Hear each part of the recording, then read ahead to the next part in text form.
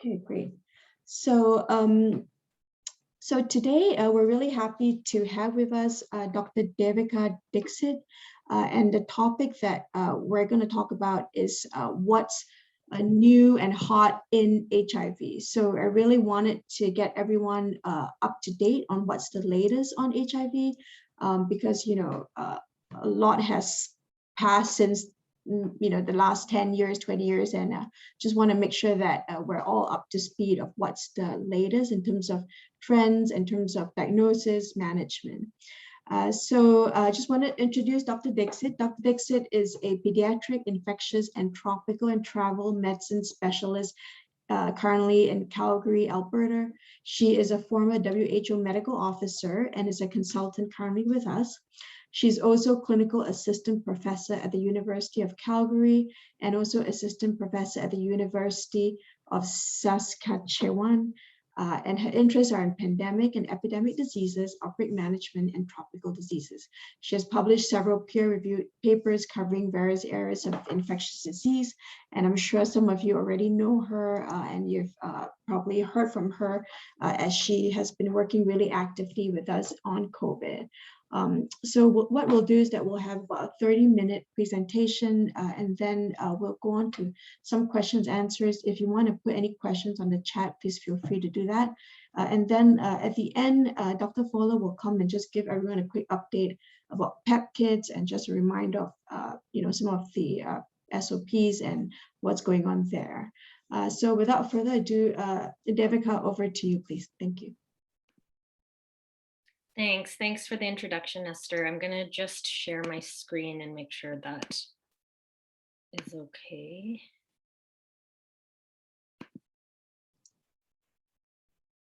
Great, we can see that well. Okay, great, thanks. Okay, so thanks. So as Esther was saying, this is going to be a bit of a potpourri. So I'm going to talk about a few different topics, and I won't go into a lot of detail about each topic because I'm trying to do a bit of an overview. And then if there's ever questions about a specific topic or you want to hear more about it, we can talk about that afterwards.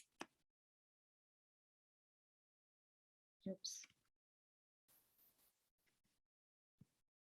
So I just wanted to start off by mentioning I don't have any conflicts. And for this presentation, I have three main objectives. So the first is to just make sure everybody's on the same page, because I understand that there is quite a broad audience for this talk. So we will just review some basics about HIV. And then the main updates are going to be about global epidemiology and the current state of HIV in the world. And as we get to those statistics, you'll note that we need to interpret some of these numbers with caution, and I'll explain why. And then I'll just have a few clinical hot topics that I'll just touch on, because I think as Dr. Tan mentioned, there are so many developments that have happened in HIV, and I think it's important to just be aware that some of these things are happening. So we'll start off with the review of HIV, which is really about how it's transmitted, signs and symptoms, as well as just very briefly on diagnosis and management. And again, this is just to make sure everybody's on the same page. So the human immunodeficiency virus was first reported in 1981. And I think for people that have worked in the field of HIV, you may know that when we go back and look at samples that have been stored for other reasons prior to 1981, so actually into the 70s, you'll actually be able to find HIV in some of those samples. So while the epidemic was recognized in 1981, we actually, if we go back, we see that we had cases even before that. I think it's important to kind of differentiate between the word HIV and AIDS. So the AIDS immunodeficiency syndrome, they're often used interchangeably, but AIDS has a very specific definition. So typically a CD4 count under 200, or a number of what we call opportunistic infections. And so we just need to be aware that these terms kind of mean a little bit of a different thing, though they're used interchangeably often. I'm going to do some more statistics in a little bit with the epidemiology, but it's just important to note that at this time, 2020, 2021, there's approximately 38 million people living with HIV around the world, and 2/3 of them are in sub-Saharan Africa. In 2020, which is the last data that we have, so the reference for this slide is from UNAIDS 2021, and that was published in July of this month, but they look back at the year before. So for us to get 2021 data, we're not going to have that until mid-July of next year. So in 2020, there were approximately 1.5 million new infections. And I'll put that into context for you in some of the subsequent slides. So about 84% of people living with HIV, that's the PLW HIV, knew their status globally. And in 2014, UNAIDS and partners came up with this 90-90-90 goal, which means that 90% of people who have HIV positive will know their status. 90% of those will be on antiretroviral medications, and 90% of those will have a suppressed viral load, meaning when you check their blood for the virus, they don't have any virus in the blood. So that was 2014, and you can see here just next to it what we have achieved, which is 84, 73, 66. So you can see here that we're well below these goals. However, this is a global estimate. So if you look at different parts of the world, these numbers are different, but it is important to kind of just be aware of the fact that we're falling short of these goals. In addition to that, in 2020, actually, they changed the goals to 95, 95, 95, which makes us even further behind. So there's a lot of work to be done here, but we are making some strides. The other thing that I always say is that when we're thinking about HIV, it is impossible to think about it without thinking about other sexually transmitted infections, such as syphilis or gonorrhea, chlamydia, because these STIs can cause lesions and inflammation in the genital tract and others, and that can increase your risk of transmission of HIV. We also need to think about it in the context of the other blood-borne viruses, which are hepatitis B and hepatitis C. And if you only think about HIV in isolation, it's not the right way to think about it, because these things have implications on the way that you're going to manage these infections, and it's important to know what the co-infections are. Although at this stage, we don't have any cure, and I think people know that, but there have been really good developments in prevention, diagnosis, and treatment, and those are some of the things that I'm going to talk about. So no talk can be complete in 2020 or 2021 without mentioning the COVID pandemic. So when I'm going to talk about the statistics, as I mentioned, we're 1 year behind in the reporting and aggregation of that data, but the COVID pandemic has had a detrimental effect on HIV. If you look at just on the right side of the slide here, this is from the Global Progress Report on HIV from this year, which is also published in July by the WHO. And they mentioned that HIV testing and prevention, in addition to the hepatitis B and C services, have been some of the most disrupted during the COVID-19 pandemic. And so when we look at our numbers, we're not really sure the direction that they're going to go the next time we see them. And so with our numbers, there's lack of, if people aren't getting tested and treated or having prevention, then what's going to happen is that these infection rates are potentially going to increase, and some of those gains might be lost. I just wanted to mention tuberculosis here as well. People may have seen the recent global TB report for 2021, and TB is a huge co-infector with HIV, and those with HIV are at risk for active TB disease. It's one of the highest risk factors, particularly if you have AIDS. So a CD4 count less than 200. That this is the first time in 10 years that the tuberculosis deaths have actually increased. And so that's really going in the wrong direction here. So just again, this is a bit of a refresher probably for most, but it's always good to be reminded about how HIV is transmitted and also how it's not transmitted. And the reason that I say that is because although we are trying to make strides on HIV reduction of stigma, it still exists. And I think we all know that that still exists, particularly in marginalized populations and others. So just a reminder again, it's blood and bodily fluids that transmit this infection. And so these are the several ways that it can be transmitted. So through unprotected anal or vaginal sex, with anal sex being higher risk than vaginal sex per time that activity is undertaken. I already talked about the other sexually transmitted infections. They're listed here, but really it's because you're having increase in inflammation, possible lesions that can kind of promote the entry of the HIV virus into the body. Sharing needles, IV drug use, either from a recreational perspective or a non-medical perspective, as well as through blood transfusions and transplantations and medical procedures, are also risks. The blood transfusion and tissue transplantation really is one of the targets of trying to reduce ways for HIV to be transmitted. But we know that globally, sometimes the screening of blood is not always done equally. But in general, in developing countries, we would say that the risk for this is very, very, like, extremely low. And then from an occupational health perspective, if you've got needle sticks, that would be another way that you can have transmission of HIV. And that's the reason that we have some of these programs like the PEP program.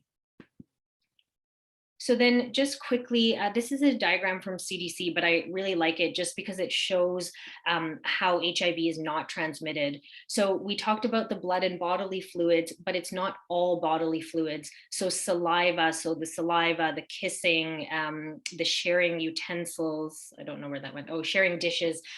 Those ones really, HIV is inactivated by saliva. So that is not a way that HIV is transmitted. Hepatitis B can be transmitted that way, and that's why, again, you want to think about these viruses all together, but not HIV.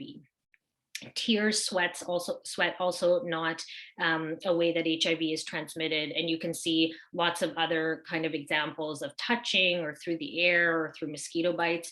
The reason that these infographics are made is because sometimes people still believe that this is a way that HIV can be transmitted, and it's not. I will just go very briefly on this because I know this is not a super clinical talk, but essentially so that we're all clear, the HIV virus infects the CD4 cells. So the CD4 cells are a type of T cell, which is part of the immune system.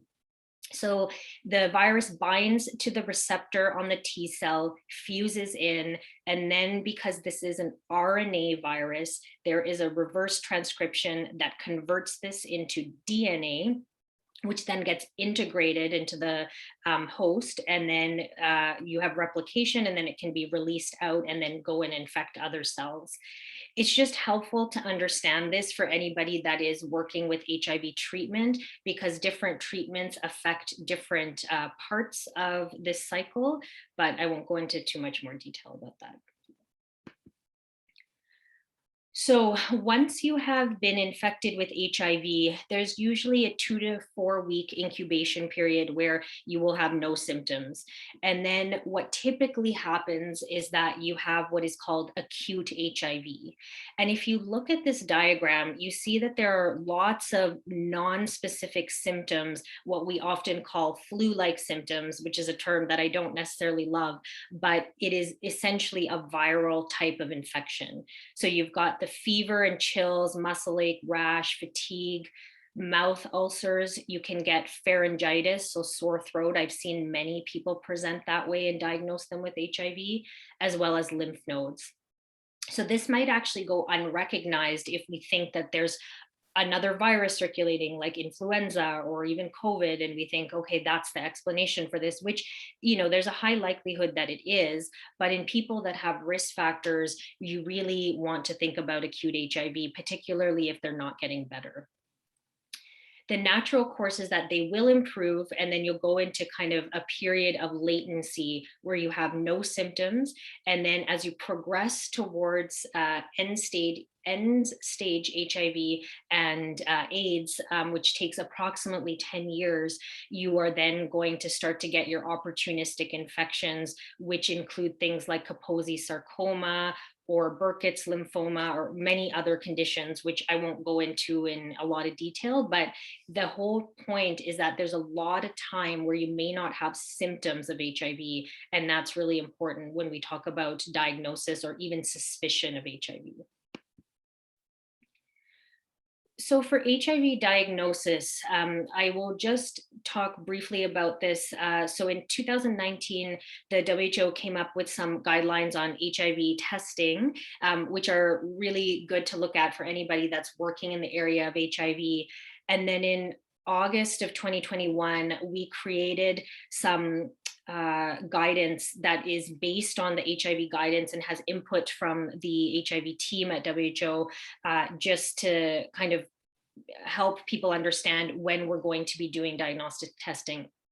So some of the big things that have been included in this, and I know that this has been sent out, and I think it was even sent out again recently. So if you haven't looked at it, please go to this website and take a look. But we really talk about the possibility of self-testing, which is hugely endorsed by HIV, and rapid HIV testing. And then with rapid HIV testing, you also, for both of these, actually self-testing and rapid HIV testing, you want to do multiple tests to confirm the diagnosis. Sorry, just to say I'm not following the chat. I see some chat messages maybe coming up, but if there's anything, I'll just ask Esther or Roxana or somebody just to let me know if I need to stop. Otherwise, we'll do the questions at the end. So HIV management, again, this is more of a background because I don't want to go into too much detail here, but there are some general principles that are important when we're managing HIV.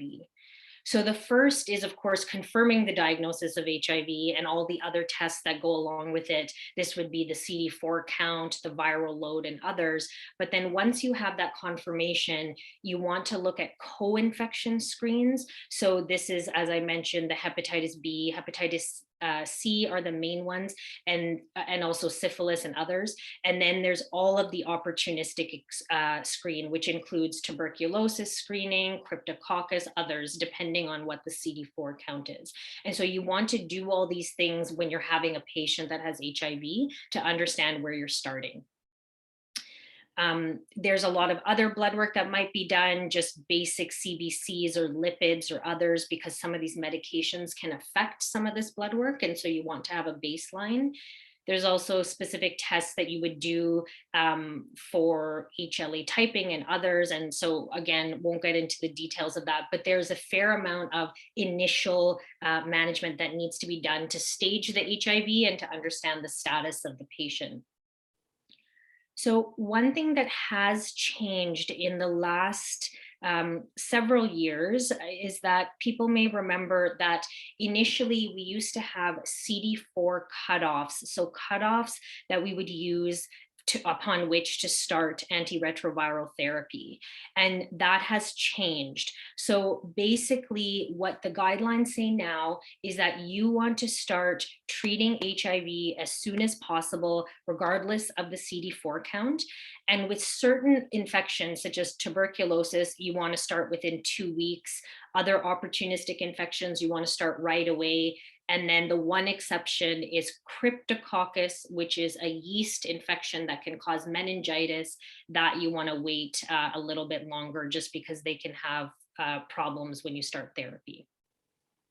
And then just to kind of get a sense of when we are following these patients. So you want to follow them every 6 months if they are doing well, and then every 3 to 6 months for refills. And eventually when you have patients that are well controlled, you want to spread out the visits so you don't have to see them all the time.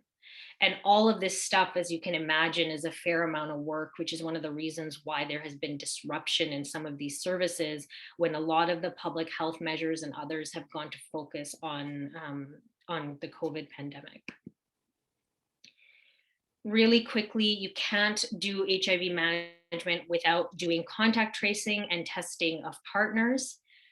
Then there is the post-exposure prophylaxis, which I believe you would be familiar with. If you've had an exposure, then there is certain circumstances where we would give antiretrovirals as post-exposure prophylaxis for 28 days.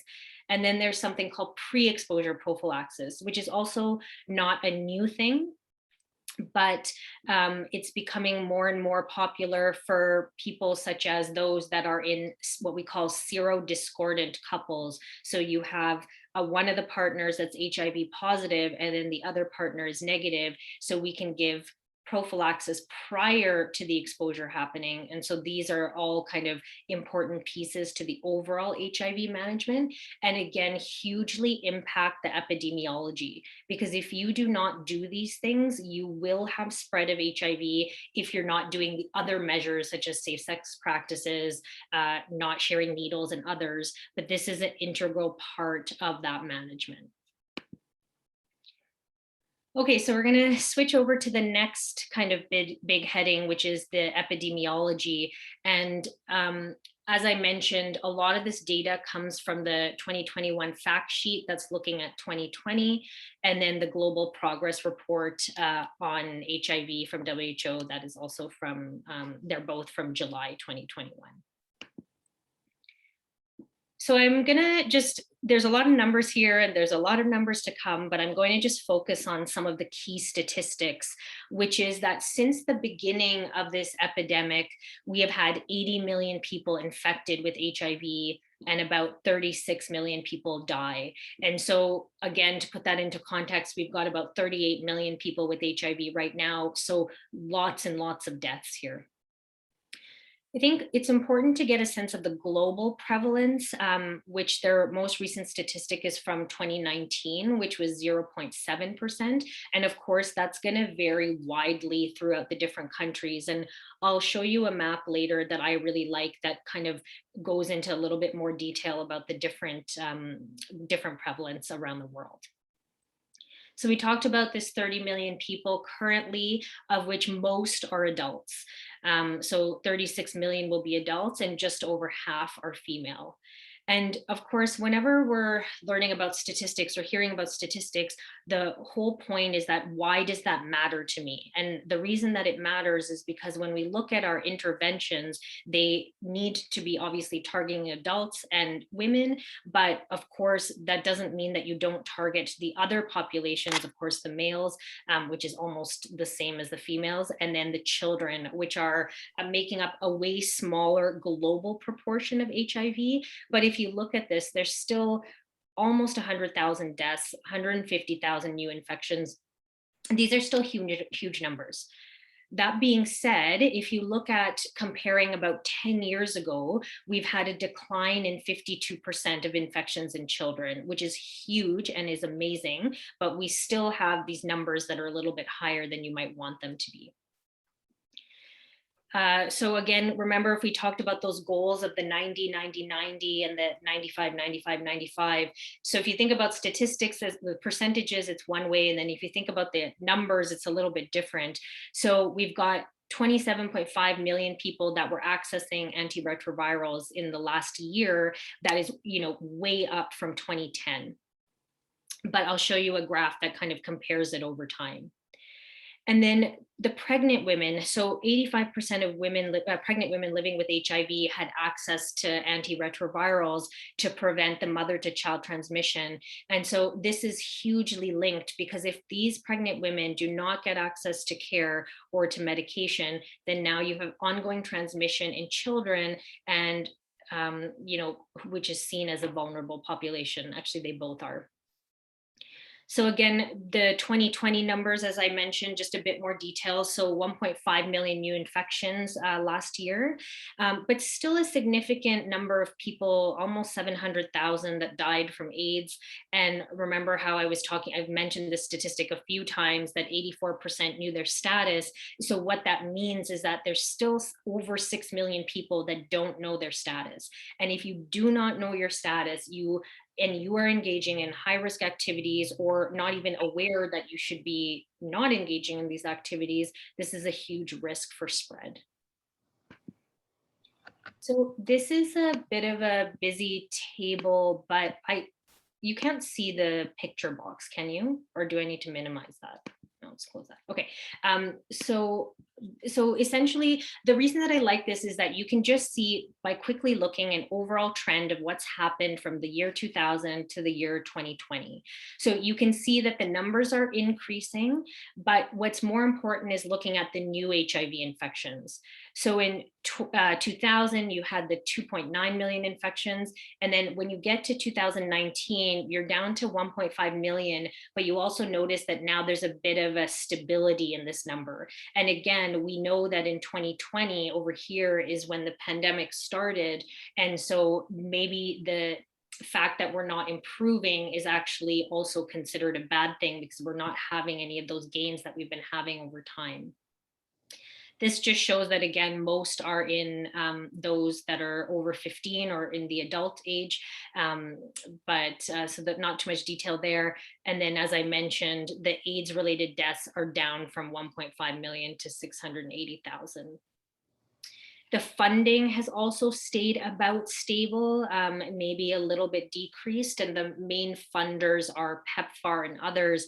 But we need continued resources to be able to work on these programs globally. So I really like that slide because it helps kind of compare and show you some of the numbers. But then the other big point is the who. So who is at risk of getting infected? And the bottom line is that anybody can get infected with HIV. And that is really important, not just with HIV, but with other sexually transmitted infections. And we see this all the time, that we think that there are no risk factors, but maybe there are. And so we just need to be mindful of that. If you suspect HIV, you should be testing for HIV. There are some groups that are at higher risk. And so these include the sex workers and their clients, men who have sex with men, and people who inject drugs. And so that accounts for 65% of new HIV infections globally. But of course, as I mentioned, that's still 35%, which is still quite a large number that will not have these overt risk factors. And so you just need to be careful with that. So just to summarize the statistics then, so there is good news. And I think that that's really important to note that we have made gains in this area. The previous slide, or the previous slides that I had shown, they only had up until 2000, but the peak really was in 1997. So if you look from 1997 to now, we're down about 50%. I mentioned that new infections in children have decreased by 50%, and the AIDS-related deaths have decreased by 50%. So this is amazing news. The not so good news is the issue with the accuracy of the data. During the pandemic, the focus has not been on HIV at this point, and that is, of course, really sad, but we are lacking data from many countries, and there's also a lag. So there is always a lag in reporting that data, and so that's an issue. Some of the early indicators that we have is that in 2020, the HIV testing did decline by 40%, and referral for diagnosis and treatment also had decreased. And so I think it'll be really interesting to look at these statistics next year in 2022 that will show us where we're at. But I think at this point, it's a little bit unclear. And some of the data that I have seen out of ECAS, out of Europe, they have actually shown that there are increases in cases of HIV and deaths and others. And so I think we need to be really cautious when we look at these numbers. The other thing that is hugely important is that HIV, as we probably know, is a risk factor for severe COVID and death. And so studies from South Africa and the United Kingdom have shown that people with HIV and advanced stage HIV are at risk for this. And we continue to have inequities in vaccine globally for COVID, as we know, and areas where we have higher rates of HIV maybe have less access to vaccine. And so that is an area for advocacy. So I'll just put this up for a second. It's just, again, showing some of the targets. So while we look at our numbers of, as I mentioned, the almost 700,000 that died, really our goal would have been for it to be less than 500,000. Of course, the lower the numbers, the better. And then there's just some more examples here about the 1.5 million new infections in 2020 that we had hoped to be under 500,000. And really, ideally, it would be that we're not having children transmitted, or children getting infected, but we are still having that happen. They're lower numbers, but they're still there. So this is, I think, maybe just one of my last slides on the epidemiology, but I just think it's good for people to know about. I'll make a few caveats. So this is the link to that if you want to go and see. And UNAIDS used to have, well, they do still have per country, you can look up their HIV epidemiology, but they used to have a really nice map like this, which has been, I guess, I don't know if it's in updates right now, but it's definitely not accessible when I had tried to look in the last month. So you can see in this one, there is data missing. So you see like North America, India, China, Russia, they've got NA. That does not mean they don't have HIV. They most certainly have HIV. And in Saskatchewan, one of the places that I work, we have rates of HIV in certain populations, mainly the Indigenous IV drug users, that are rivaling the prevalence of South Africa. So this map is obviously not complete, but for the countries that we do have data from, it's actually quite good. And I would encourage you to go and play around with that. This is just a screenshot, so you can't see, but when you're actually on the link, you can hover and see the percentages. And we know that obviously when we're talking about global prevalence, the highest rates are in Southern and Eastern Africa. Okay, so I think this is getting towards the end, just some of the clinical hot topics. And this is going to be, again, more of a teaser. So just a few kind of bits of information about clinical HIV, because they're truly fascinating. And I think it's, again, important for people that work in HIV to know these things. So these are not all brand new things, but they're things that have happened in the last 5 to 10 years. So the big one is the U equals U, which really means that if you have an undetectable viral load, so you do not have virus in the blood when they check for your virus, that you cannot transmit HIV. And these studies are from sexual transmission of HIV, but we are hoping eventually that we're going to be able to extrapolate this into non-sexual exposures such as the needle sticks and others. But the general thought is that even for those, even though the data is not there and the focus is really on sexual transmission, that if you are not detectable, you are untransmissible. So the U equals U, and this is very important. And to this day, like I was on Twitter earlier this week, and I noticed that people were still talking about this being an issue, that people don't understand this topic. And so really important. I already talked about the self-testing a little bit when we were talking about diagnosis, but again, this is a WHO endorsed recommendation to have people try to do self-testing. And then of course, if these tests are positive, then they need confirmatory testing through a medical professional. These tests are relatively cheap. If they are available, people can get them and have a bit of privacy with that test. And it's also very important to know your status of HIV, because again, if you don't know your status, you don't know if you're possibly contributing to spreading if you're not doing other preventative measures.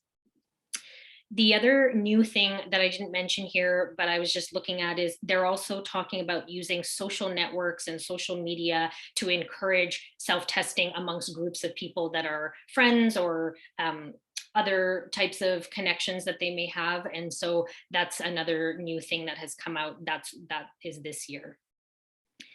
In the last 2 to 3 years, and again, I won't go into a lot of detail, but just so people know, in case you don't, there are now injectable antiretrovirals. So you would get a shot once a month instead of taking drugs every day. And so in some places, this is starting to be used and maybe kind of easing up some of the pill burden. So some of the amount of pills people need to take. And then there's also a lot of new science on potentially using 2 drugs for HIV treatment rather than 3 drugs. And again, the standards we still follow what the WHO standards are, but these are some of the things that are coming down the pipelines. And in certain areas, we are using these treatments. And then recently, I mean, I have talked about children a little bit, and because I'm a pediatrician, I have to talk about them a little bit, of course. We've got reaffirmation or kind of understanding that we still have those ongoing inequities in children, and children are always a group that seem to be forgotten in a lot of these cases, and COVID is an example where, of course, the focus is on adults and those with medical comorbidities because that makes up the majority of cases, but the impact on children is not only directly due to health issues. So of course, infection with HIV and progression to AIDS is a huge issue, but then there's also all of the other impacts such as breastfeeding for the child, so nutritional issues, and then if the parents pass away, then there's also issues with them being orphans and other mental health issues that go along with that. So these are huge things to just be aware of as well. And then the super cool new thing, which is of course the mRNA vaccinations, which we've all heard of for coronavirus, but this is really taking off in other infections as well. And at this point, there is a phase 1 trial now ongoing with the HIV mRNA vaccination from Moderna.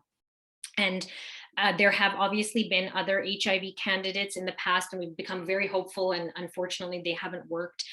Because this is a different technology, we are hoping that this will be a successful vaccine, but you can see that the study has just started to enroll in the last month, and it's a phase 1 study. And as a reminder, phase 1 looks at safety and immunogenicity. And so that's going to be enrolling for several years. But I think there is lots of hope that one day we would have a vaccine for this virus. And so I just wanted to mention it because it's really neat. This is not the only one. I got a report of a vaccine from Japan, but they have not yet gone into human studies. So this is going to be the phase 1 study for the mRNA vaccine. So just to summarize then, when we talk about the epidemiology, so again, I want you to remember that we have made gains and there is a decrease in cases, deaths, and transmission. We know that, except we do not know what the trend is now going to be for 2021, which we will see in 2022. But the thought is that there are going to be more cases, and that's a little bit unfortunate. The goals, as I mentioned, of the 90-90-90 or now the 95-95-95 have not yet been achieved, but there are discrepancies in the regions. And so some areas actually are doing quite well, and some parts of Africa are actually doing quite well. But when you look overall, we're really not there.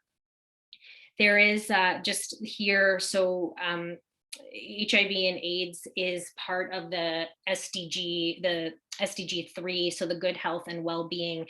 And what the goal is that we end the HIV epidemic by 2030. And so what they're talking about there is no more stigma, no more new cases, and no children being infected. And so as you remember from some of my previous slides, we're not there yet. And now we've got about 9-10 years to achieve that, and I am hopeful that we can, but I think we need to be cautiously optimistic and also try to understand what some of this indirect destruction that this COVID-19 pandemic has done outside of the virus itself. And then lastly, we've talked about some of these new clinical developments and others. And so I'll just end with, so December 1st is World AIDS Day. And so this year's slogan is End Inequalities, End AIDS, and End Pandemics. And so I just wanted to leave you with that, and hopefully where you are, you are doing something to commemorate this this day. I was in Central Europe a few years ago, and that year they were doing free HIV testing for everybody. these things should be free and accessible anyway, but it was a specific campaign that was done on that day, and many other options and lots of materials out there for support of World AIDS Day. But I just wanted to end on that note. And then that's it. So thanks for your attention, and maybe I'll stop sharing my screen and then see if there's any questions, because like I said, I saw some stuff pop in the chat, but I couldn't read what it said. Great, thanks so much, Devika.